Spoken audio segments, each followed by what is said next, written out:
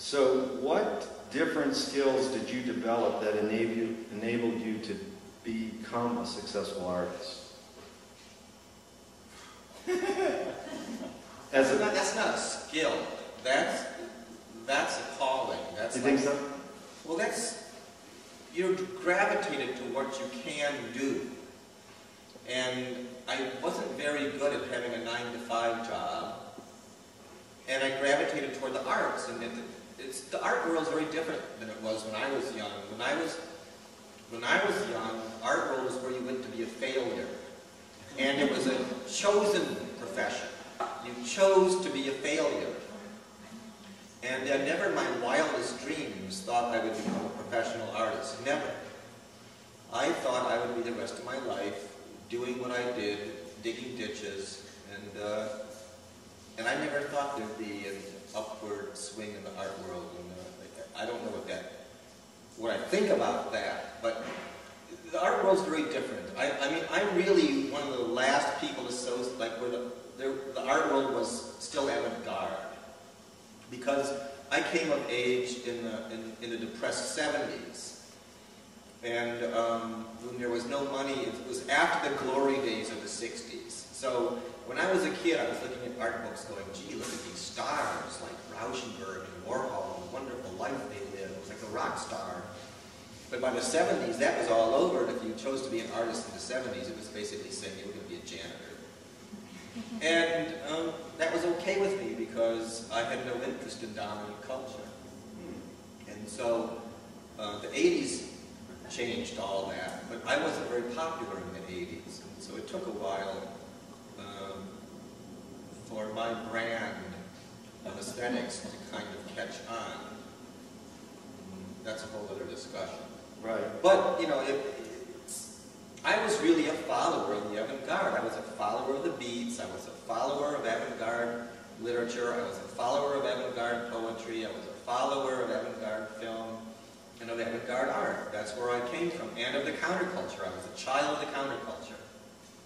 I came out of a blue-collar family. They hated art. They hated intellectuals.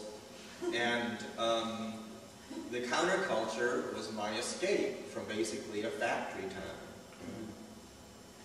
Well, one of those counterculture heroes of mine, I know, I think of yours too, is Frank Zappa, and he has this concept called conceptual continuity. And it's that sort of fine, thin thread theme that runs through all his work. Did you find, either consciously or unconsciously, that you've had conceptual continuity in your own work, going from like painting, installation, you know, onto performance and, say, writing books? Well, I think because I was coming out of the psychedelic milieu, I never made any differentiation between various forms of art. I thought the effect was what was important. And when I went to school, and when I went to undergraduate school, my teachers were basically Greenbergian formalists. And art to them was all about truth to materials. And I was going like, I don't give a shit about truth to materials. I mean, materials are what you make them do. Materials have no truth. There's no inherent truth in materials. So I can understand that concept. But luckily, through my own readings, like say in surrealism and then later conceptualism, I understood, you know, that all of these divisions were basically conceptual and linguistic divisions, and they were false constructs. And so I never was interested in this idea of like, well, I'm going to be the great writer, I'm going to be the great painter, I'm going to be the great sculptor. I didn't think that way. It's like, if I want to do something that's sculptural, I'll learn what it takes to be a sculptor. And I was more interested in ideas, and that's why I think when I was lucky enough to go to Cal Arts and be in this conceptualist milieu, they accepted that. Now, what was a problem for me there was that they were reductivists, and they were anti-material. And I had to reconcile this kind of what I thought was a kind of idealistic reductivism with basically my materialist maximalism. So that was my struggle. So you were studying effects. That's great. You're after studying effects.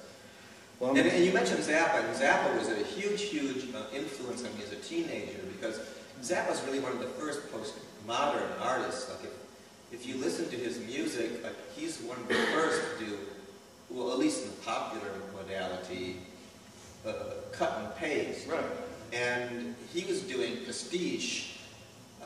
I mean, he's one of the greatest pastiche artists of all time, and he's not credited for that. He's always like the neo-Dadaist jokester. But if you listen to those first 3 records, I think besides Cage, they're the best edited records of all time, and it's pure dialectical pastiche. Very well put. Very few people realize that he used the studio as an instrument. Yeah, and I really liked it. Now, there's certain things about it that you had to be sort of an insider for, but I like that because I also like that he stuck to his own biography. Like, why else would you mix Varese, and doo-wop? No one else was going to do that. It's because he grew up with doo-wop and Varese, and that makes him an individual. He's not an academic pasticher.